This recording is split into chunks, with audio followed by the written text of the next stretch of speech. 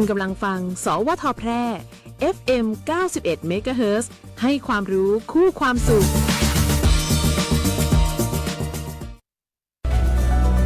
ที่นี่สถานีวิทยุกระจายเสียงแห่งประเทศไทยจังหวัดแพร่ส่งกระจายเสียงด้วยระบบ FM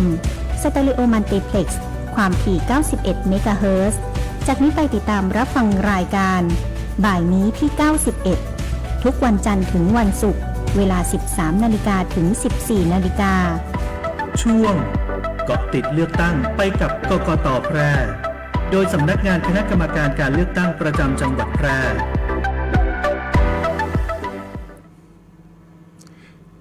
ครับสวัสดีท่านผู้ที่รับฟังอยู่ทางบ้านนะครับกับรายการของเราวันนี้ก็ติดการเลือกตั้งกับกกต.แปรนะครับผมนายบุรินทร์ นารากุลครับพนักงานการเลือกตั้งสำนักงานกกต.จังหวัดแปรนะครับได้รับมอบหมายจากท่านผู้อำนวยการการเลือกตั้งประจำจังหวัดแปรนะครับหรือผู้อำนวยการสำนักงานการเลือกตั้งประจำจังหวัดแปรนั่นเองนะครับเพื่อมาพูดคุยพบปะกับพี่น้องประชาชนนะครับเช้า 91 เมกะเฮิรตซ์ในวันนี้นะครับช่วงเวลาบ่ายๆแบบนี้เนาะในวันหยุดแบบนี้นะครับหลายๆคนก็หยุดนะฮะหลายๆคนก็ไปทำงานตามปกตินะครับก็บากันไปตามภารกิจหน้าที่ของแต่ละท่านไปนะฮะวันนี้นะในส่วนของกกต.แปรนะครับสิ่งที่อยากจะมาพบปะอยากจะมาอู้มาจ่ากับพี่น้องชาวบ้านเขาวันนี้นะก็อันดับแรกเลยนะก็ต้องขอแสดงความยินดีกับท่านนายกเทศมนตรีและสมาชิกสภาเทศบาลตำบลนะที่ได้รับการรับรองผลนะครับหรือได้รับการประกาศคือเป็นผู้ได้รับเลือกตั้งในการเลือกตั้งสมาชิกสภาเทศบาลและนายกเทศมนตรีนะกรณีอบต.ยกฐานะนะหรือจัดตั้งเป็นเทศบาลตำบลโดยมีการเลือกตั้งเมื่อวันที่29 มีนาคม 2569 ที่ผ่านมานี้นะครับจำนวนทั้งสิ้นนะครับก็จะมีทั้งหมด 11 เทศบาลด้วยกันนะก็คณะนี้นะครับ กรรมการการเลือกตั้งคณะกรรมการการเลือกตั้งเนี่ยก็ได้ประกาศผลการเลือกตั้งดังกล่าวมาแล้วนะครับทั้ง 11 เทศบาลนะครับก็วันนี้จะขอมาประกาศคือพ่อแม่พี่น้องนะได้รับฟังกันโดยทั่วหน้าเนาะก็จะขออนุญาตนะครับไปที่เทศบาลนะครับเริ่มจากเทศบาลตำบลเมืองม่อนะครับก็ผู้ที่ได้รับเลือกตั้งเป็นนายกเทศมนตรีนะครับตำบลเมืองม่อก็ได้แก่นายวุฒิพงษ์กาซ่องนะครับท่านได้รับการงานเลือกตั้งเป็นนายกเทศมนตรีตำบลเมืองม่อนะครับในส่วนของสมาชิกสภาเทศบาลนะครับเนื่องจากมีจำนวนทั้งหมดเนาะเทศบาลละ2เขตละ6ท่านด้วยกันนะก็ถ้าอยากให้อู้ทั้งหมดเนาะจริงๆอยากจะอู้นะครับก็แต่ว่าเนื่องด้วยข้อจำกัดในเรื่องของเวลานะครับแล้วก็จำปริมาณนะครับจำนวนสท.ตีนะครับเลือกตั้งเนี่ยมีนักนะครับวันนี้ก็เลยจะขออนุญาตอู้เฉพาะผู้สมัครรับเลือกตั้งนายกนะครับแต่ว่าตำแหน่งไม่ว่าจะเป็นนายกหรือสท.เองก็ตามเนี่ยนะครับเป็นตำแหน่งที่มีความสำคัญในการขับเคลื่อนนะครับความเจริญขับเคลื่อนการพัฒนาในพื้นที่ตำบลเทศบาลตำบลนะครับของแต่ละแห่งอยู่แล้วนะครับในส่วนของนายกก็เป็นฝ่ายบริหารในส่วนของสภาก็จะเป็นฝ่ายเสนอนะครับในการตรวจสอบนะในการทวงดุลอำนาจการบริหารของนายกนะฮะแล้วก็รับฟังปัญหาของชาวบ้านนะครับอันนี้หลายๆท่านก็ทราบดีอยู่แล้วนะครับผ่านไปก็เทศบาลตำบลเมืองม่อนะครับเทศบาลต่อไปนะครับไปตีอำเภอล่องกวางนะฮะอำเภอล่องกวางนี่จะมีอยู่ทั้งหมด3เทศบาลด้วยกันนะครับเป็น3เทศบาลน้องใหม่ที่เพิ่งจัดตั้งเป็นเทศบาลตำบลนะครับ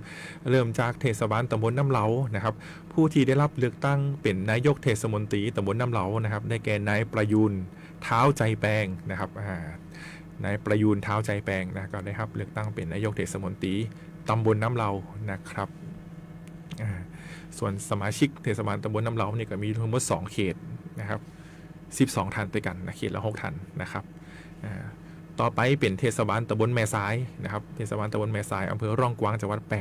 นะครับผู้ที่ได้รับเลือกตั้งเป็นนายกเทศมนตรีนะครับตำบลแม่สายก็ได้แก่นายสราวุฒิป้อกันทังนะครับนายสราวุฒิป้อกันทังนะครับก็ได้รับเลือกตั้งเป็นนายกเทศมนตรีตำบลแม่สายนะครับส่วนสมาชิกก็มีทั้งหมด12ท่าน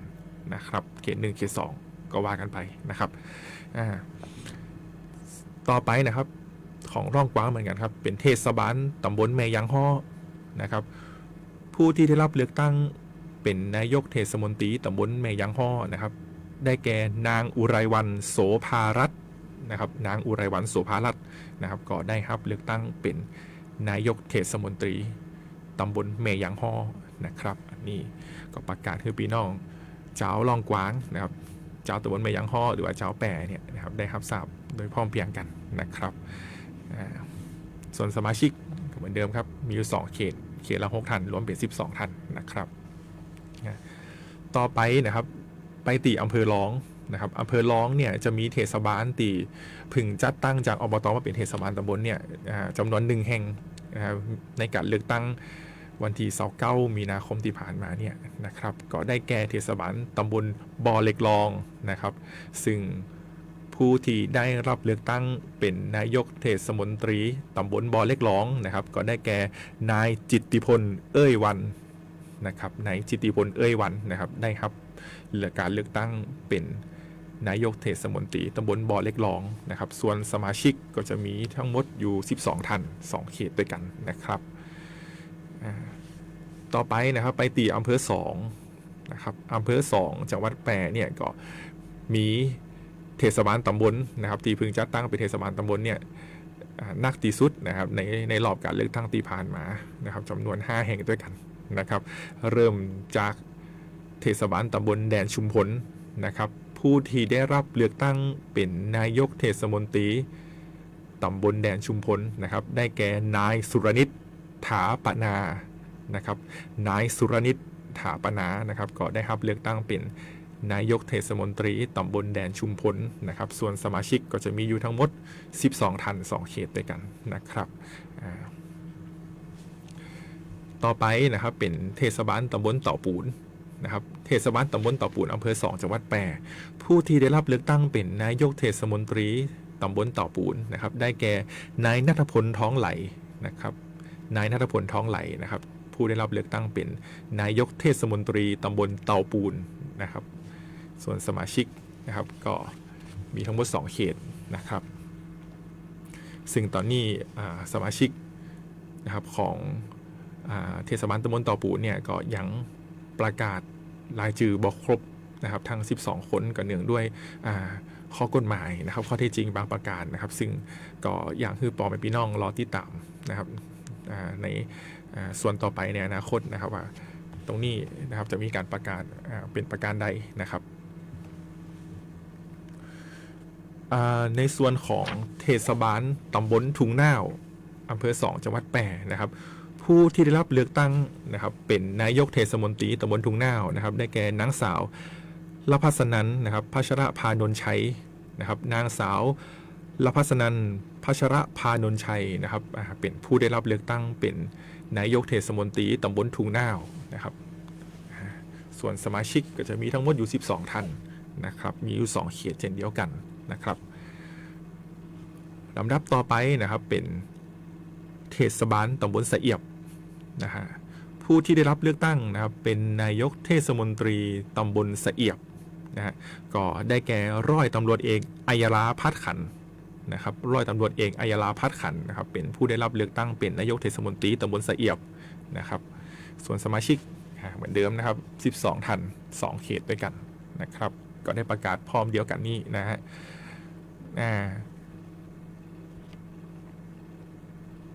นะครับต่อไปนะครับเทศบาลสุดท้ายของเมือง2เนาะก็จะเป็นเทศบาลตำบลหัวเมืองนะครับผู้ที่ได้รับเลือกตั้งเป็นนายกเทศมนตรีตำบลหัวเมืองอำเภอ2จังหวัดแพร่นะครับก็ได้แก่นายสมพลพุ่มพวงนะครับนายสมพลพุ่มพวงเนาะเป็นก็ได้ครับการเลือกตั้งเป็นนายกเทศมนตรีตำบลหัวเมืองอำเภอ2จังหวัดแพร่นะครับส่วนสมาชิก12ท่านเหมือนเดิมนะครับ2เขตนะฮะสุดท้ายครับสุดท้ายตีอำเภอสูงเม่นนะฮะมีเทศบาลนะครับตีเลือกตั้งในรอบวันที่29มีนาที่ผ่านมานี้นะครับจำนวน1เทศบาลด้วยกันนะครับก็ได้แก่เทศบาลตำบลบ้านโตนนะครับเทศบาลตำบลบ้านโตนตำบลสูงเม่นอำเภอสูงเม่นจังหวัดแพร่นะครับโดย ผู้ที่ได้รับเลือกตั้งเป็นนายกเทศมนตรีตำบลบ้านโตนนะครับก็ได้แก่นายมานิตเด็ดขาดนะครับนายมานิตเด็ดขาดนะครับเป็นผู้ได้รับเลือกตั้งเป็นนายกเทศมนตรีตำบลบ้านโตนอำเภอสูงเม่นจังหวัดแปร่นะครับนี่ก็เป็นรายชื่อของนายกเทศมนตรีทั้งหมดนะครับจำนวน11 ท่านด้วยกันนะครับที่ตีพึงได้รับการรับรองนะครับจากคณะกรรมการการเลือกตั้งนะครับในประกาศณวันที่28 เมษายน พุทธศักราช 2569 นะครับส่วนสมาชิกสภาเทศบาลตำบลต่างๆนั่นนะครับก็ได้มีการรับรองนะครับหรือภาษาทางการเขาบอกว่าได้มีการประกาศผลการเลือกตั้งอย่างเป็นทางการเนี่ยโดยคณะกรรมการการเลือกตั้งเนี่ยในวันที่28 เมษายน พุทธศักราช 2569 นะครับพร้อมเดียวกันนี้กับของนายกนะครับนั่นก็เป็นเรื่องราวของการเลือกตั้งเทศบาลกรณีองค์การบริหารส่วนตำบลนะครับจัดตั้งเป็นเทศบาลตำบลโดยเลือกตั้งเมื่อวันที่29 มีนาคม 2569 ที่ผ่านมานะครับที่นี่ผมจะต่อเนื่องนะครับจากการเลือกตั้งเทศบาลนั่นแหละนะครับเทศบาลเมื่อวันที่29นั่นแหละนะฮะที่นี่เป็นเรื่องของสถิตินะสถิติของการมาใช้สิทธิ์เลือกตั้งหมู่บัตรดีบัตรเสียบัตรบ่เลือกผู้สมัครผู้ใดนะครับตรงนี้เนี่ยมีความสำคัญจะได้นะอยากจะบอกว่าในการเลือกตั้งแต่ละครั้งเนี่ยนะครับเป็นการถ้าเป็นภาษานะครับก็เป็นการระดมฉันทามติจากพี่น้องชาวบ้านนะครับในพื้นที่ผู้มีสิทธิ์เลือกตั้งนะครับว่าใครสมควรที่จะเหมาะกับการนั่งเก้าอี้นะครับคนที่เป็นผู้นำผู้บริหารท้องถิ่นของท่านนะฮะซึ่งที่ผ่านมาเนี่ยนะครับสำนักงานกกต.จังหวัดแปร่เองก็ดีหรือว่าฝ่ายปกครองนะครับหรือว่าส่วนราชการหรือภาคเอกชนต่างๆในพื้นที่นะครับก็ได้มีส่วนเกี่ยวข้องมีส่วนคือความร่วมมือสนับสนุนคือชาวบ้านเนี่ยที่มีสิทธิ์เลือกตั้งเนี่ยออกมาแจ้งสิทธิ์เลือกตั้งกันได้นักที่สุดนะครับคือนักที่สุดคือ 100% ไปเลยนะครับท่านก็จะหันว่าในการเลือกตั้งสสที่ผ่านมานะครับในการออกเสียงประชามติที่ผ่านมานะครับหรือแม้แต่การเลือกตั้งอบต.ที่ผ่านมาหรือการเลือกตั้งซ่อมหรือตั้งแทนตำแหน่งที่ว่างเองก็ตามเนี่ยนะครับที่ผ่านมาเนี่ยนะครับเขาก็ได้มีการรณรงค์ให้ชาวบ้านเนี่ยออกมาแจ้งสิทธิ์กันคือนักที่สุดเพื่ออย่างครับเพื่อนะครับคือเป็นเสียงข้างมากคือเป็นเสียงส่วนใหญ่นะครับของชาวบ้านในพื้นที่เขาจะได้อู้กันได้เต็มปากว่านายกคนเนี้ยสอบต.คนเนี้ยสท.คนเนี้ยนะครับมาจากการเลือกตั้งได้อย่างเต็มปากแต่นะครับเขาอยากจะฮือหมาปุ้นเนาะ100%ไปเลยนะครับแต่ในความเป็นจริงเนี่ยทุกคนต่างมีภารกิจอันนั้นก็เข้าใจอยู่นะครับเมื่อมีภารกิจปุ๊บท่านมาบ่ได้นะครับสิ่งสำคัญตี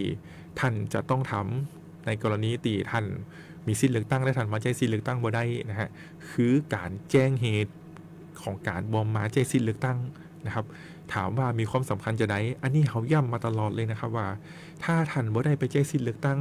นะครับท่านจะต้องแจ้งเหตุการณ์บ่ไปใช้สิทธิเลือกตั้งนั่นนะครับก่อนล่วงหน้าก่อนวันเลือกตั้ง7 วันก็ได้นะครับหรือหลังจากวันเลือกตั้ง7 วันก็ได้นะครับ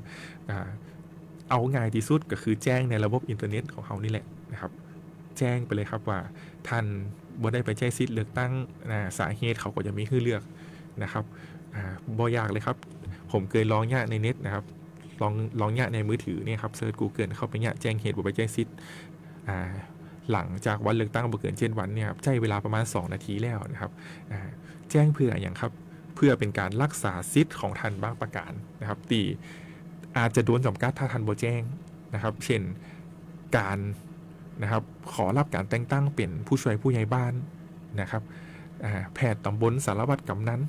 นะครับหรือการลงสมัครรับเลือกตั้งนะครับสมาชิกสภาท้องถิ่นหรือผู้บริหารท้องถิ่นของท่านเนี่ยนะครับอันนี้ผมบอกเลยอันนี้เราคือพี่น้องฟังนะครับว่าในการเลือกตั้งที่ผ่านมาเนี่ยนะครับมีผู้สมัครบางคนนะครับเป็นที่น่าเสียดายแตนนะครับคือตั้งใจว่าจะลงสมัครรับเลือกตั้งในเขตเลือกตั้งเนี่ยมีการหาเสียงมาเป็นอย่างดีและทำพื้นที่มาตลอดระยะเวลา2 ปี 3 ปีนะครับทำพื้นที่มาตลอดนะครับพ่อแม่พี่น้องก็คือความสนับสนุนนะครับว่าลงเลยก็จะเอาคนนี้แหละก็จะเลือกคนนี้แหละนะครับในนิมาอูกับผมนะที่สำนักงานนะปรากฏว่าพอมาถึงตีกกต.ปุ๊บนะครับก็มาเช็คซิท ว่ามีสิทธิ์รับสมัครก็ปรากฏว่าบ่ได้ไปใช้สิทธิ์เลือกตั้งอบจ.นะครับบ่ได้ไปใช้สิทธิ์เลือกตั้งอบจ.ซึ่งการเลือกตั้งอบจ.เนี่ยอยู่ในห่วงระยะเวลา2 ปีนะครับอยู่ในห่วงระยะเวลา2 ปีของการเลือกตั้งอบต.นะครับที่ผ่านมานะก็ปรากฏว่าตกมาตายครับในข้อกฎหมายข้อนี้นะครับบ่ได้ไปเลือกตั้งอบจ.นะครับทำให้เขาบ่สามารถที่จะลงสมัครรับเลือกตั้งได้นะฮะก็เป็นที่น่าเสียดายนะครับพลาดไปเลยครับ4 ปีนะฮะนี่คือความสำคัญของการไปใช้สิทธิเลือกตั้งหรือการบ่ไปใช้สิทธิเลือกตั้งแต่ต้องแจ้งเหตุการบ่ไปใช้สิทธิเลือกตั้งนั่นนะครับอันนี้มายืดยาวเนาะก่อนย้อนเป็นห่วงเป็นใยพ่อแม่พี่น้องนะครับว่าอยากให้นะครับทุกท่านนะครับได้รักษาสิทธิของตัวเก่าขึ้นมากที่สุดเราแฮมเคสหนึ่งเคสนี้เสียดายเหมือนกันครับเนาะเกิดขึ้นจริงครับล่าสุดเลยฮะก็นะมีพี่น้องบ้านเฮาเนี่ยครับนะเปิ่นเป็นผู้ใหญ่บ้านแล้วเปิ่นจะแต่งตั้งคนเนี่ยเป็นผู้ช่วยผู้ใหญ่บ้านเนาะแล้วกับนี่ปรากฏว่ามาเช็คมาตรวจสอบสิทธิ์ตีกกต.แปรนะครับก็ผมก็พอก็ดูในบัญชีรายชื่อนะครับผู้ไปใช้สิทธิ์เลือกตั้งหรือผู้แจ้งเหตุไปใช้สิทธิ์เลือกตั้งเนี่ยก็ปรากฏว่าเขาบ่ได้ไปแจ้งสิทธิ์เลือกตั้งอบจ.เหมือนกันครับแล้วก็บ่ได้แจ้งเหตุการบ่ไปใช้สิทธิ์เลือกตั้งอบจ.ในขั้นนั้นเหมือนกันครับทำให้เขาบ่สามารถนะครับได้รับการแต่งตั้งเป็นผู้ช่วยผู้ใหญ่บ้านได้อันนี้เสียดายมากครับเพราะว่าการแต่งตั้งเป็นผู้ช่วยผู้ใหญ่บ้านเนี่ยนะครับเป็นอำนาจของผู้ใหญ่บ้านเนาะแล้วก็หมู่ฝ่ายปกครองเนาะที่ว่าจะแต่งตั้งครับคนหนึ่งคนใดเนี่ยนะครับเป็นผู้ช่วยผู้ใหญ่บ้านแต่มันก็มีระเบียบกฎเกณฑ์เงื่อนไขตรงนี้นะครับที่เป็นข้อจำกัดอยู่เขาบ่ไปแจ้งสิทธิเลือกตั้งทำให้เขาบ่ได้เป็นผู้ช่วยผู้ใหญ่บ้านนะครับอันนี้ก็เป็นที่น่าเสียดายนะครับก็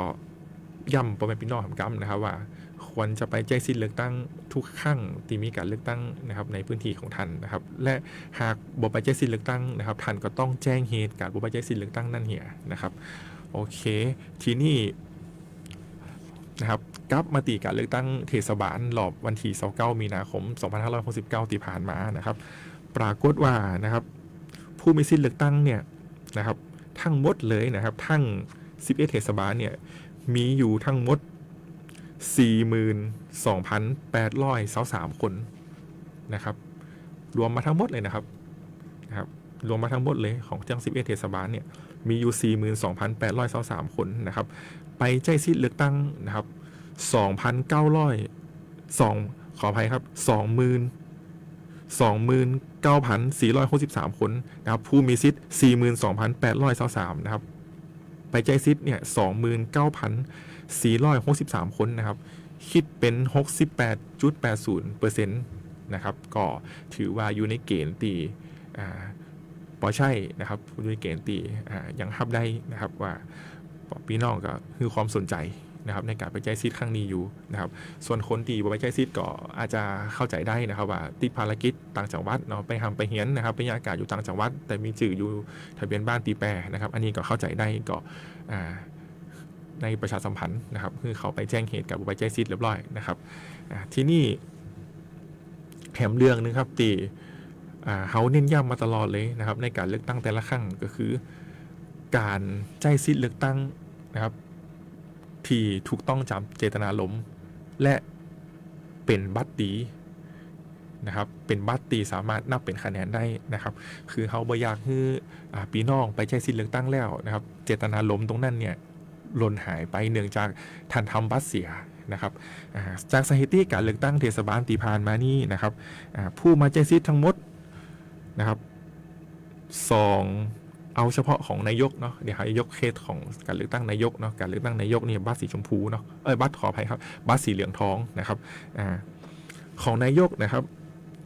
ผู้มาใช้สิทธิ์ทั้งหมดนะ 29,463 นะครับคนนะครับเป็นบัตรเสีย 1,072 บัตรนะครับบัตรเสีย 1,072 บัตรก็คิดเป็น 3.64% นะครับก็อยู่ในเกณฑ์ที่ยังพอห้ามได้อยู่นะครับแต่ถ้าคือดีนะครับแต่ถ้าคือดีคือเขาบ่อยาก คือเกิดบัตรเสียขึ้นเลยนะครับในการเลือกตั้งคือเป็น 0% ไปเลยนะครับก็จะดีที่สุดนะครับเพราะว่าอย่างที่บอกเนาะพ่อแม่พี่น้องไปแจ้งสิทธิ์เลือกตั้งกันแล้วนะครับผู้สมัครก็ต่างหวังตีอยากได้คะแนนกับพ่อแม่พี่น้องนะครับตัวของกกต.เองนะครับก็อยากให้เจตนารมณ์ของพ่อแม่พี่น้องเนี่ยเป็นไปโดยสุจริตเป็นไปโดยถูกต้องนะครับและครบถ้วนสมบูรณ์นะครับอันนี้คือสิ่งที่เกิดขึ้นในการเลือกตั้งเทศบาลที่ผ่านมานะครับทีนี้นอกจากการเลือกตั้งเทศบาลเมื่อวันที่29 มีนา 2569 ที่ผ่านมานี่นะครับย้อนกลับไปก่อนหน้านั้น1 อาทิตย์นะครับมีการเลือกตั้งสมาชิกสภาองค์การบริหารส่วนตำบลแม่ยมและนายกองค์การบริหารส่วนตำบลแม่ยมนะครับอันนี้นะขออู้นิดนึงนะครับเพราะว่าตำบลแม่ยมเนี่ยนะครับก็เป็นตำบลที่อยู่ใกล้กับสำนักงานกกต.แปรนะครับ อันนี้ลวดประชาสัมพันธ์ไปเลยนะครับว่าบเดียวนี่นะครับสำนักงานคณะกรรมการการเลือกตั้งประจำจังหวัดแปรนะครับหรือสำนักงานกกต.แปรเนี่ยนะครับตั้งอยู่ที่หมู่ที่5นะครับตำบลตุงโฮงอำเภอเมืองจังหวัดแปรนะครับถ้าท่านนึกภาพบ่ออกว่าเอ๊ะอยู่ตรงไหนจะได้นะครับก็อยากให้ท่านนึกภาพธนาคารเพื่อการเกษตรและสหกรณ์การเกษตรหรือธกส.ตุงโฮงเก่าครับนะครับแต่ก่อนเนี่ยนะครับตรงนั้นเนี่ยเป็นธกส.ตุงโฮงธกส.สาขาตุงโฮงเก่านะครับจะอยู่ที่ตุงโฮงเหนือนะฮะเยื่องๆกับสำนักงานเทศบาลตำบลตุงโฮงนะครับหรือตรงกันข้ามกับร้านโจ้คุณแม่นะครับอันนี้เนี่ยหลายๆท่านเคยไปกินนะครับก็อย่าหันอยู่ตลอดนะครับว่าสำนักงานกต.แปรของเขาเนี่ยนะครับเป็นสีเขียวๆเป็นตึกสีเขียวๆนะครับอยู่ฝั่งตรงข้ามกับร้านโจ้คุณแม่นะครับหลายๆท่านก็เข้าใจผิดนะครับว่ามาเดียวยังเป็นธกส.อยู่ก่อนนะฮะบางท่านก็เดินเข้าไปฝากสตังค์ผ่องนะครับขอสตังค์ผ่องปั๊บสมมุติผ่องนะครับอันนี้ก็อยากจะประชาสัมพันธ์คือแบบพี่น้องทราบนะครับว่าบัดเดียวเนี่ยธกส.ตุงโฮงเนี่ยนะครับเป็นกลายเป็นสำนักงานคณะกรรมการการเลือกตั้งประจำจังหวัดแปรไปแล้วนะครับส่วนธกส.นะครับอันนี้หลวดประชาสัมพันธ์คือเปิดเลยเนาะก็ไปอยู่ที่ธกส.สาขาใหญ่นะครับแถวข้างๆโรงพยาบาลแผลคิดเตียนนะครับอันนี้นะครับก็อยากจะให้แบบพี่น้องนะครับได้รับรู้รับทราบด้วยทั่วกันนะครับกลับมาตีอบต.แม่ยมครับมีการเลือกตั้งเมื่อวันที่22 มีนาคม 2569 ที่ผ่านมานะครับผู้ที่ได้รับการเลือกตั้งนะครับอันนี้กกต.ประกาศรับรองเรียบร้อยนะครับผู้ได้รับการเลือกตั้งเป็นนายกอบต.แม่ยมนะครับก็ได้แก่นายเงินจันตาปตุนะครับอันนี้ก็เป็นผู้ได้รับเลือกตั้งเป็นนายกองค์การบริหารส่วนตำบลแม่ยมนะครับนายเงินจันตาปตุนะครับเดี๋ยวนี้ก็เป็นนายกอบต.แม่ยมไปแล้วนะครับส่วนสมาชิกนะครับมีอยู่ทั้งหมด6 ท่านนะครับอันนี้ก็ขอให้ท่านไปติดตามนะครับถ้าท่านบ่ฮู้ว่าจะไปติดตามที่ไหนนะครับก็อยากให้ท่านนะครับได้ทำความรู้จักกับ Facebook ของสำนักงานกกต.แปรนะครับซึ่งใน Facebook เนี่ยก็จะได้มีการอัปเดตข่าวสารนะครับที่เกี่ยวกับการเลือกตั้งเกี่ยวกับเรื่องของความรู้ในเรื่องประชาธิปไตยนะครับการเป็นพลเมืองที่ดีนะครับซึ่งเป็นภารกิจหนึ่งของกกต.นะครับโดยท่านเข้าไปตี Facebook เลยครับนะครับท่านตีอยู่ต่างบ้านมาเดี๋ยวนี้นะใครยิบโทรศัพท์มือถือขึ้นมาได้นะยิบขึ้นมาเล่นนะครับนะอยากให้ท่านนะครับเข้าไปตี Facebook นะครับแล้วก็พิมพ์ว่าสนงจุดนะครับสอเสือนอหนูงองูจุดนะครับนะเว้นวรรคกกต.จุดนะครับแล้วก็เว้นวรรคนะครับแล้วก็เขียนเข้าว่าจังหวัดแพร่นะครับก็สนงจุดเว้นวรรคกกต.จุดเว้นวรรคจังหวัดแพร่นะครับนี่เป็นเว็บไซต์ที่เป็นทางการของสำนักงานกกต.แปรนะครับซึ่งในเนี้ยนะครับท่านก็จะเห็นว่ามันก็จะมีการอัปเดตอีเวนต์หรือเหตุการณ์กิจกรรมต่างๆของสำนักงานกกต.เองนะครับกกต.ไปอย่างอยู่ที่ไหนนะครับก็ในนี้ก็มีหมดนะครับรวมถึงนะครับการประกาศนะครับประกาศที่สำคัญเช่นประกาศรับสมัครรับเลือกตั้งนะครับประกาศผลการเลือกตั้งประกาศผลการนับคะแนนไม่ว่าจะเป็นการเลือกตั้งระดับชาติอย่างสสประชามตินะครับหรือการเลือกตั้งท้องถิ่นนะครับเขาก็จะมีการอัปเดตข้อมูลข่าวสารในนี้ตลอดเวลานะครับนะฮะ ท่านลองเข้าไปพอนะครับแถมกั๊บหนึ่งนะครับชื่อ Facebook เนาะสนงจุดเว้นวรรคกกตจุดเว้นวรรคจังหวัดแพร่นะครับนี่เป็น Facebook อย่างเป็นทางการของสำนักงานกกตแปรนะครับครับทีนี้ท่านเข้าไปพอนะครับท่านก็จะอาจจะตอบคำถามนะครับของตัวเก่าได้ในระดับหนึ่งนะครับว่ากกตถ้าผมมีเลือกตั้งเนี่ยอย่างพองนะครับ อันนี้หลายๆท่านนี่ผมไปป้าตามการ์ดนะครับป้าตามบ้านงานอย่างวันนี้เลยนะเพราะเป็นหูว่าผมญาติการกกตเนาะเป็นกระถามนะครับคำถามที่ผมเจอบ่อยที่สุดนะครับคำถามย้อนฮิตนะครับก็คือกกตถ้าบ่มีเลือกตั้งอย่างพองนะครับ อันนี้ก็อู้เล่นกันเนาะแต่ว่าข้อเท็จจริงก็คือว่าสำนักงานกกตเนี่ยนะครับโดยเฉพาะสำนักงานกกตจังหวัดเนี่ยนะครับมีภารกิจในพื้นที่จังหวัดเนี่ยครับอยู่ตลอดนะครับ365 วัน1 ปีเนี่ยเขามีภารกิจตลอดเต็มเอียดเลยครับนะครับเกือบทั้งปีนะครับนอกจากการเลือกตั้งกรณีครบวาระนะตี4 ปีครั้งเนี่ยยังสสนะครับยังการเลือกตั้งท้องถิ่นเองเนี่ยนะครับ4 ปีครั้งเนี่ยในระหว่างนั้นนะครับก็จะมีการเลือกตั้งตีเป็นห้องว่าการเลือกตั้งแทนตำแหน่งที่ว่างนะครับหรือภาษาบ้านเฮาเนี่ยเป็นห้องว่าการเลือกตั้งซ่อมนะครับการเลือกตั้งซ่อมเนี่ยจริงๆมีอยู่ตลอดนะครับมีอยู่ตลอดถ้าไปย้อนดูสถิตินะครับปีที่แล้วเนี่ยนะครับเฮาเลือกตั้งซ่อมเป็น10เดือนนะครับการเลือกตั้งซ่อมเนี่ยเกิดขึ้นในกรณีไหนพ้องนะครับเอาผมยกตัวอย่างง่ายๆนะครับเกิดขึ้นในกรณีตีสมาชิกนะครับสมาชิกสภาอบตหรือสมาชิกสภาเทศบาลหรือสจ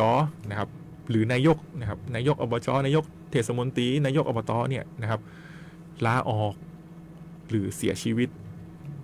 นะครับอันนี้ยกตัวอย่างง่ายๆนะครับกรณีตีนายกหรือสมาชิกเนี่ยลาออกหรือเสียชีวิตเนี่ยนะครับถ้ายังบ่ถึงห่วง180 วันก่อนครบวาระเนี่ยนะครับ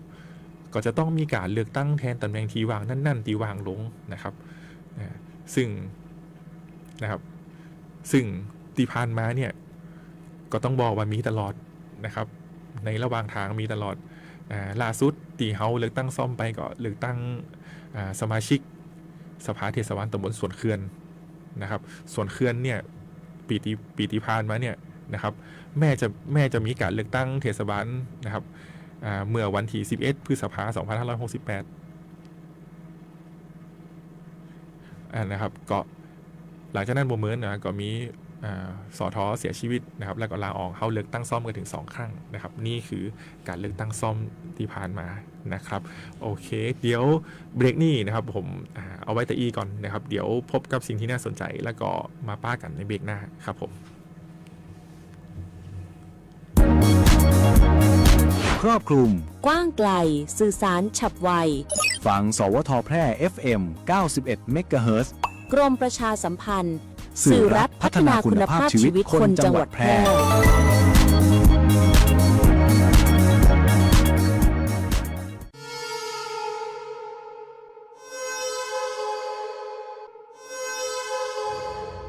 สายด่วน1669อบจ.แพร่สายด่วน1669อบจ.แพร่สายด่วน1669อบจ.แพร่โทรสายด่วน1669อบจ.แพร่จำให้ขึ้นใจนะคะเจ็บป่วยฉุกเฉินอุบัติเหตุรุนแรงในพื้นที่จังหวัดแพร่โทรสายด่วน1669ศูนย์รับแจ้งเหตุและสั่งการการแพทย์ฉุกเฉินอบจ.แพร่เราจะส่งต่อผู้ป่วยไปรักษาที่โรงพยาบาลที่อยู่ใกล้ที่สุดพร้อมให้บริการตลอด24 ชั่วโมงฟรีไม่มีค่าใช้จ่ายใช้ระบบดิจิทัลระบุตำแหน่งอย่างแม่นยำและวิดีโอคอลประเมินอาการแนะนำ CPR ช่วยเหลือชีวิตผู้ป่วยในทันทีโทรฟรีแต่อย่าโทรเล่นเพราะมีผู้ป่วยจำนวนมากที่รอคอยความช่วยเหลืออยู่สายด่วน1669ศูนย์รับแจ้งเหตุและสั่งการการแพทย์ฉุกเฉินอบจ.แพร่ด้วยความปรารถนาดีจากองค์การบริหารส่วนจังหวัดแพร่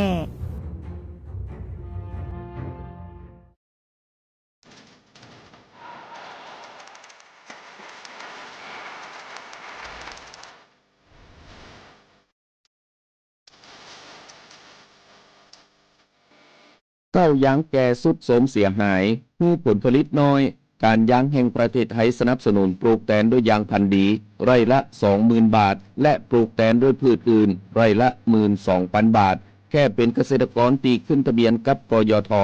มีส่วนบนพื้นที่ดินถูกกฎหมายเก้ายางอายุเกิน25 ปี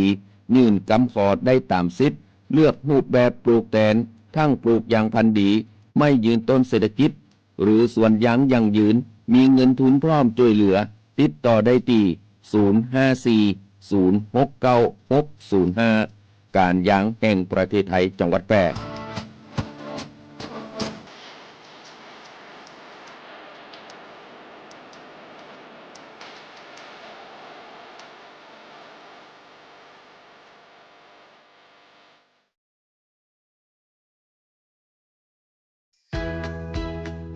หากคุณอยากจะซื้อที่ดินพร้อมอาคารหรือห้องชุดปลูกสร้างอาคารหรือซื้อที่ดินพร้อมปลูกสร้างอาคารต่อเติมซ่อมแซมอาคารหรือจะกู้เพิ่มระยะเวลาในการผ่อนชำระไม่น้อยกว่า3 ปีและไม่เกิน40 ปีโดยอายุผู้กู้รวมกับระยะเวลาที่ขอกู้ต้องไม่เกิน70 ปีอัตราดอกเบี้ยตามเงื่อนไขที่ธนาคารกำหนดสินเชื่อเพื่อที่อยู่อาศัยช่วยคุณได้สินเชื่อเพื่อที่อยู่อาศัยสินเชื่อสำหรับลูกค้าทั่วไปของธนาคารให้กู้ยืมเพื่อที่อยู่อาศัย โทรเลย 054-621-490-5 ทอสแพร่หรือติดต่อได้ที่ธนาคารอาคารสงเคราะห์ใกล้บ้านหรือ LINE GHB Buddy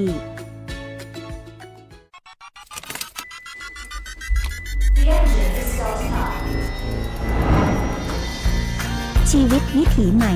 ขับขี่อย่างปลอดภัยไร้อุบัติเหตุด้วยความปรารถนาดีจากสถานีวิทยุกระจายเสียงแห่งประเทศไทยจังหวัดแพร่ FM 91 เมกะเฮิรตซ์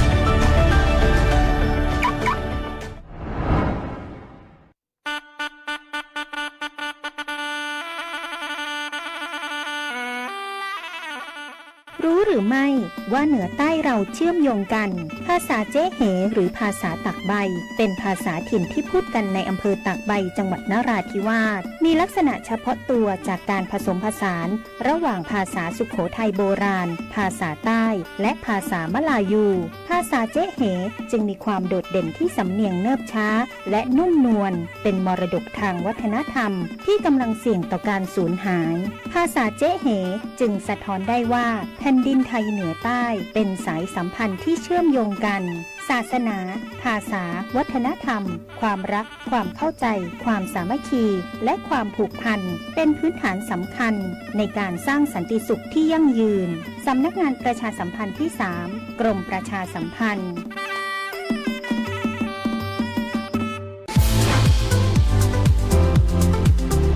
คุณกำลังฟังสถานีวิทยุกระจายเสียงแห่งประเทศไทยจังหวัดแพร่ FM 91 เมกะเฮิรตซ์ให้ความรู้คู่ความสุข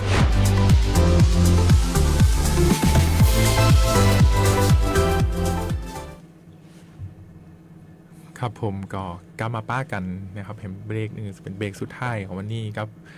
ก็ตีการเลือกตั้งกับกกต.แปรนะครับตีอู้ข้างไว้เมื่อเบรกแรกตะกี้นะครับก็ในส่วนของภารกิจหน้าที่ของสำนักงานกกต.จังหวัดแพร่นะครับตีได้ทำตลอดห่วงระยะเวลานะครับภายใน1 ปีนะครับตีผ่านมานะครับแล้วก็เราจะทำกันไปเรื่อยๆแบบนี้นะครับเป็นกระบวนงานปกตินะครับแล้วก็มีโครงการตีเข้ามาแทรกนะครับโครงการตีเป็นโครงการตีได้รับความร่วมมือนะครับหรือว่ามีหน่วยงานอื่นนะครับขอรับการสนับสนุนนะครับมาทำรวมกับสำนักงานกต.แปรของเขานะครับตลอดทั้งปีนะครับเพราะฉะนั้นท่านก็จะหันว่านะครับในนะครับแต่ละวันนะครับสำนักงานกต.เนี่ยหรือกกต.แปรเนี่ยนะครับมีภารกิจหน้าที่อยู่ตลอดเวลานะครับตะกี้อู้ถึงการเลือกตั้งซ่อมหรือว่าการเลือกตั้งแทนตำแหน่งที่ว่างนะครับซึ่งในปีที่ผ่านมานะครับก็มีเป็น10แห่งนะครับเป็นการเลือกตั้งซ่อมสอบต.นะครับสท.นะครับที่เกิดขึ้นนะครับล่าสุดตีเขาเลือกตั้งกันไปเมื่อปลายปีที่ผ่านมาก็เป็นการเลือกตั้งที่เทศบาลสวนเขื่อนนะครับที่นี่เนี่ยนะครับในการเลือกตั้งตีกำลังจะมาถึงนะครับซึ่งเป็นการเลือกตั้งนายก เทศมนตรีในจังหวัดแพร่เนี่ยนะครับที่กำลังจะเกิดขึ้นนะครับเป็นกระบวนการเลือกตั้งภายในเดือนพฤษภาถึงมิถุนาเนี่ยนะครับก็จะมีตีเทศบาลตำบลเวียงต้าอำเภอร้องจังหวัดแพร่นะครับซึ่งนายกเทศมนตรีนะครับก็ได้ดำรงตำแหน่งนะครับมาใกล้จะครบวาระการดำรงตำแหน่งละนะครับใกล้จะครบวาระการดำรงตำแหน่งในวันที่6 ที่ 7ที่จะถึงนี่แหละครับนะวันถูกวันถือนี่นะครับซึ่งเมื่อนายกเทศมนตรีนะครับดำรงตำแหน่งครบ4 ปีแล้วนะฮะก็จะหมดวาระการดำรงตำแหน่งนะครับและตามกฎหมายแล้วนะครับจะต้องมีการเลือกตั้งนะครับจะต้องมีการเลือกตั้งภายในระยะเวลา45 วันนะครับนับแต่วันตี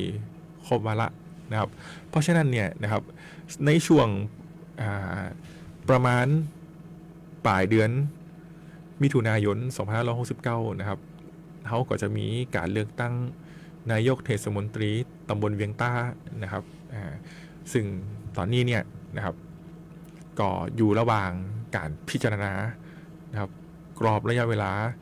และวันที่เหมาะสมในการเลือกตั้งนะครับเพราะว่าโดยส่วนใหญ่แล้วนะครับเขาก็จะเลือกคือวันอาทิตย์เนี่ยเป็นวันเลือกตั้งนะครับเพราะว่าเป็นวันตีพ่อแม่พี่น้องนะส่วนใหญ่หยุดงานอยู่ที่บ้านนะครับเป็นวันตีพ่อแม่พี่น้องคุ้นชินนะครับว่าการเลือกตั้งจะเป็นวันอาทิตย์นะครับในส่วนของการเลือกตั้งนายกเทศมนตรีตำบลเวียงต้านะครับก็จะมีการเลือกตั้งอันนี้ผมประมาณการคร่าวๆเนาะก็จะเป็นช่วงปลายเดือนมิถุนายน 2569 นะครับวันติดสักติดหนึ่งเนี่ยนะครับและนะครับก่อนหน้าที่มีการเลือกตั้งเนี่ยเขาก็จะมีการรับสมัครรับเลือกตั้งนะครับซึ่งตรงนี้เนี่ยนะครับก็อยากจะประชาสัมพันธ์คือพี่น้องชาวเทศบาลตำบลเวียงต้าเนี่ยนะครับได้รับรู้รับทราบว่าท่านกำลังจะเข้าสู่ฤดูกาลในการเลือกตั้งนายกแห่งรอบแล้วนะครับก็อยากจะให้พ่อแม่พี่น้องเนี่ยนะครับตื่นตัวนะครับพ่อแม่พี่น้องตื่นตัวแล้วก็คือความสนใจในการเลือกตั้งครั้งนี้นะครับรวมถึงพ่อแม่พี่น้องนะครับที่อยู่ในพื้นที่อื่นๆที่ยังไม่ได้มีการเลือกตั้งในห้วงนี้นะครับก็อยากจะขอให้พ่อแม่พี่น้องนะครับรวมกันนะครับจับตาสังเกตการนะครับในการเลือกตั้งครั้งนี้ตัวเองนะครับเพราะว่าอย่างน้อยนะครับก็เป็นการเลือกตั้งตีอยู่ในจังหวัดแพร่เขาเหมือนกันนะครับโดยเฉพาะพี่น้องอำเภอร้องนะครับต่างก็คือความสนใจเป็นพิเศษนะครับในส่วนของการรับสมัครรับเลือกตั้งเนี่ยนะครับเขาก็จะขอเชิญชวนนะครับคือผู้ที่สนใจนะครับผู้ที่มีคุณสมบัติและบ่มีลักษณะต้องห้ามเนี่ยนะครับเข้ามาสมัครรับเลือกตั้งนะครับขันอาสาว่าเป็นตัวแทนพี่น้องประชาชนชาวเทศบาลตำบลเวียงต้านะครับมาสมัครรับเลือกตั้งเป็นนายกเทศมนตรีตำบลเวียงต้านะครับซึ่งวันเวลานะครับสถานที่ตีครับสมัครเนี่ยตรงนี้เนี่ยนะครับก็อยากจะขอคือท่านติดตามอย่างใกล้ชิดนะครับคาดว่าคงจะเป็นนะครับภายในอาทิตย์นี้แหละนะครับภายในอาทิตย์นี้นะครับก็จะมีประกาศคือมีการเลือกตั้งนายกเทศมนตรีตำบลเวียงต้าอย่างเป็นทางการออกมานะครับซึ่งคุณสมบัติและลักษณะต้องห้ามเนี่ยนะครับอันนี้ผมจะขออู้คร่าวๆแล้วกันนะครับเพราะว่ามีจำนวนหลายข้อนะครับอยากให้ผู้ที่สนใจเนี่ยนะครับได้ไปศึกษานะครับได้ไปศึกษาได้ไปทำความเข้าใจให้ดีๆนะครับกับข้อกฎหมายเกี่ยวกับการเป็นผู้สมัครรับเลือกตั้งนะครับเพราะว่าถ้าท่านได้นะครับเดินเข้าไปสมัครแล้วนะครับท่านจะบ่สามารถถอนการสมัครนั้นได้เลยนะครับซึ่งถ้าปรากฏในภายหลังว่าท่านเนี่ยเป็นผู้ที่ขาดคุณสมบัติหรือมีลักษณะต้องห้ามเนี่ยนะครับผลกระทบตีตัวมานะครับกับตัวท่านเองเนี่ยผมบอกได้เลยว่าค่อนข้างเยอะและก็กระทบนะครับกับตัวท่านโดยตรงนะครับทั้งในส่วนของตำแหน่งถ้าท่านได้รับการเลือกตั้งนะครับรวมถึงค่าใช้จ่ายที่จะเกิดขึ้นนะครับถ้าท่านถูกศาลพิพากษาว่าเป็นผู้ขาดคุณสมบัติหรือมีลักษณะต้องห้ามนะครับดังนั้นเนี่ยนะครับยังให้ผู้ที่สนใจนะครับที่จะสมัครรับเลือกตั้งนี้นะครับก็อยากจะให้ทำความเข้าใจกับข้อกฎหมายดีๆนะครับส่วนกฎหมายนะครับที่ท่านจะไปศึกษา ในเรื่องที่เกี่ยวข้องดังกล่าวนี้นะครับก็จะเป็นพระราชบัญญัตินะครับว่าด้วยการเลือกตั้งท้องถิ่นนะครับหรือถ้าอู้กันเต็มๆตามภาษากฎหมายก็คือพระราชบัญญัติการเลือกตั้งสมาชิกสภาท้องถิ่นหรือผู้บริหารท้องถิ่นพ.ศ. 2562นะครับกฎหมายตัวนี้นะครับเป็นกฎหมายตัวแม่นะครับ กฎหมายตัวแม่เลยนะครับที่จะใช้ในการจัดการเลือกตั้งนะครับเป็นกฎหมายที่คุ้มในเรื่องของคุณสมบัติและลักษณะต้องห้ามนะครับยกตัวอย่างนะครับลักษณะต้องห้ามนะครับตีบ่ฮื้อสมัครรับเลือกตั้งนะครับเช่นเคยต้องคำพิพากษาอันถึงที่สุดนะครับว่าได้กระทำความผิดในความผิดฐานตีเกี่ยวกับทรัพย์ที่กระทำการโดยทุจริตนะครับอันนี้ผมยกมาแค่เคสเดียวนะครับยกมาแค่วรรคเดียวนะครับยกมาแค่ข้อเดียวเองนะครับเช่นถ้าท่านเคยต้องคำพิพากษาอันถึงที่สุดว่าท่านเคยลักทรัพย์นะท่านเคยช่อโกงนะครับตลาดสุดเพิ่มมาแหมแล้วครับมาตีกกต.มีว่ารับของโจรนะครับอันนี้ก็บ่ได้นะครับอันนี้ก็สมัครบ่ได้นะเป็นลักษณะต้องห้ามนะครับรวมถึงคุณสมบัตินะครับที่ว่าเคยต้องมีสัญชาติไทยด้วยการเกิดนะครับมีจื่ออยู่ในทะเบียนบ้านในเขตองค์กรปกครองส่วนท้องถิ่นตีสมัครรับเลือกตั้งนะครับณวันตีสมัครรับเลือกตั้งเนี่ยเป็นเวลาติดต่อกันบ่น้อยกว่า1 ปีนับถึงวันสมัครรับเลือกตั้งนะครับบ่ติดยาเสพติดคือโทษนะครับบ่เป็นบุคคลล้มละลายหรือเคยเป็นบุคคลล้มละลายทุจริตนะครับอันนี้เป็นในเรื่องของคุณสมบัติและลักษณะต้องห้ามของผู้ที่จะมาสมัครนะครับเป็นนายกองค์กรปกครองส่วนท้องถิ่นหรือสมาชิกสภาท้องถิ่นเองก็ตามนะครับก็ใช้คุณสมบัติและลักษณะต้องห้ามมาตรา49 กับ 50เนี่ยเดียวกันกับของนายกนะฮะก็เป็นเรื่องที่อยากจะฝากให้พ่อแม่พี่น้องนะครับได้รับรู้รับทราบโดยพร้อมเพรียงกันนะครับว่าเดือนมิถุนายนนี้นะครับเขาจะมีการเลือกตั้งนายกเทศมนตรีตำบลเวียงต้าอำเภอหลองจังหวัดแพร่นะครับก็ขอให้พ่อแม่พี่น้องติดตามอย่างใกล้ชิดต่อไปนะครับเรื่องที่จะมาประชาสัมพันธ์นะครับแถมเรื่องหนึ่งตรงนี้ก็มีความสำคัญบ่แพ้กันนะครับมีความสำคัญบ่แพ้กันซึ่งผมได้อู้ไปละในเบรกแรกนิดนึงละนะครับเกี่ยวกับเรื่องของการแจ้งเหตุบ่ไปใช้สิทธิ์เลือกตั้งนะครับหรือการตรวจสอบว่าการไปใช้สิทธิ์เลือกตั้งของท่านเนี่ยนะครับไปใช้สิทธิ์เลือกตั้งแล้วก็การจะทำบัญชีรายชื่อของผู้ไปใช้สิทธิ์เลือกตั้งนะครับสมบูรณ์แบบก็นะตรงนี้เนี่ยคืออย่างนะครับอยากจะทำความเข้าใจกับพ่อแม่พี่น้องนะในการเลือกตั้งสสและการออกเสียงประชามติที่ผ่านมานะครับก็หรือรวมถึงการเลือกตั้งอบต.แม่ยมหรือการเลือกตั้งเทศบาลนะครับ11 แห่งที่ผมได้อู้ไปในเบรกแรกเนี่ยนะครับในการเลือกตั้งแต่ละครั้งนะครับนายทะเบียนอำเภอในทะเบียนท้องถิ่นเนี่ยนะครับเขาก็จะมีการรวบรวมนะครับบัญชีรายชื่อนะครับของท่านเองเนี่ยตีท่านเข้าไปในหน่วยและท่านไปเซ็นจื่อก่อนจะเข้าบัตรเลือกตั้งนะครับตรงนั้นท่านได้เซ็นจื่อว่าท่านไปใช้สิทธิ์เลือกตั้งแล้วไปออกเสียงประชามติแล้วนะรวมไปถึงการแจ้งเหตุบ่ไปใช้สิทธิ์เลือกตั้งบ่ว่าจะเป็นการไปแจ้งเหตุที่สำนักทะเบียนการไปแจ้งเหตุโดยผ่านเว็บไซต์หรือในมือถือของท่านเองต่างๆเหล่านี้นะครับข้อมูลทุกอย่างที่เกี่ยวกับการแจ้งสิทธิ์เลือกตั้งหรือการแจ้งเหตุเนี่ยนะครับจะถูกรวบรวมนะครับไปตีสำนักทะเบียนนะครับสำนักทะเบียนตีรับผิดชอบในส่วนของพื้นที่ของท่านอยู่นะครับพอสำนักทะเบียนได้ข้อมูลต่างๆเหล่านี้ปุ๊บนะครับเขาก็จะเอาไปคีย์ข้อมูลในระบบคอมพิวเตอร์นะครับถึงจะเป็นระบบทะเบียนของเขานะครับของกรมการปกครองของเขานะครับและจัดทำบัญชีนะครับจัดทำบัญชีถ้าเป็นท้องถิ่นก็เป็นเขาห้องว่าสทพท1/9นะครับตัวนี้นะครับมันจะเป็นบัญชี รายชื่อผู้มีสิทธิ์เลือกตั้งตีบ่ไปใช้สิทธิ์เลือกตั้งแล้วบ่ได้แจ้งเหตุของการบ่ไปใช้สิทธิ์เลือกตั้งนั่นนะครับ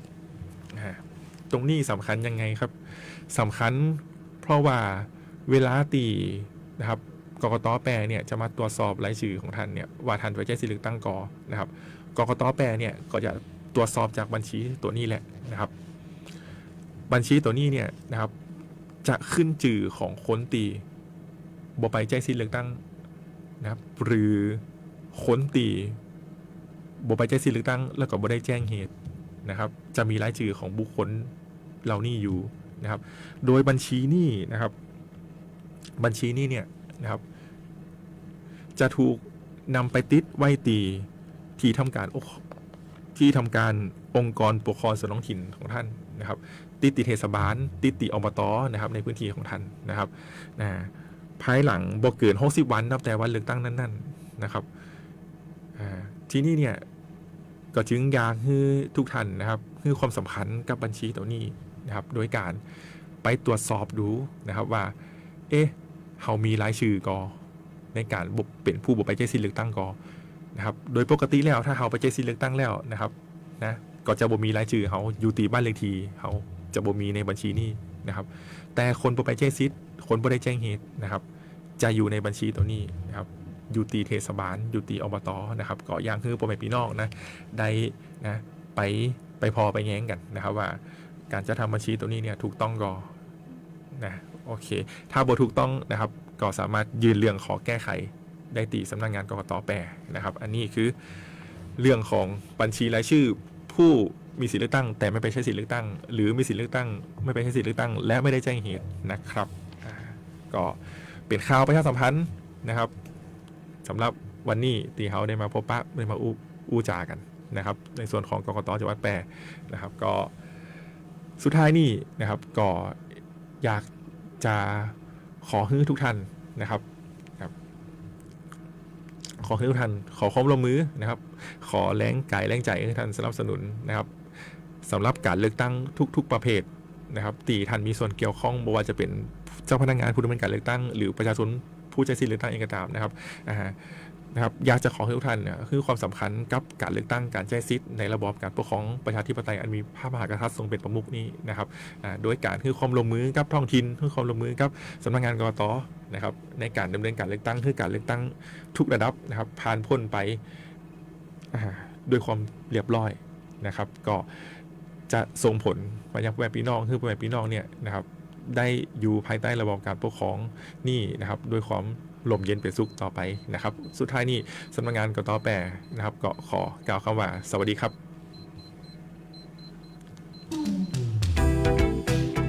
คุณกำลังฟัง FM 91 MHz สถานีวิทยุกระจายเสียงแห่งประเทศไทยจังหวัดแพร่ ให้ความรู้คู่ความสุข หยุดดูให้ชัวร์อีกครั้ง